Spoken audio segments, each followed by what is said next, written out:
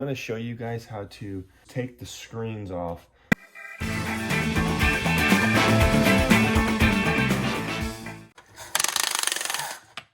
Hey, this is Jared Barker with Live Oak Home and Commercial. I'm going to show you guys how to, on most windows, take the screens off. Most modern windows.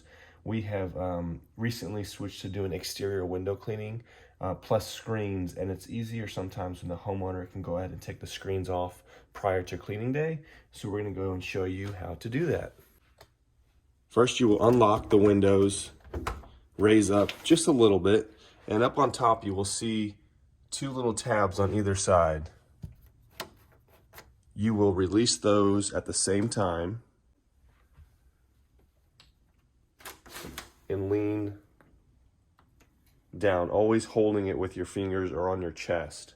The screen has its own locks that you will twist, most likely to the left. These are the locks on the screen, so once they're released on both sides, they'll lean back towards you and you lift out of the window. Making sure all the cords are not in the way. Close the window and you can relock it.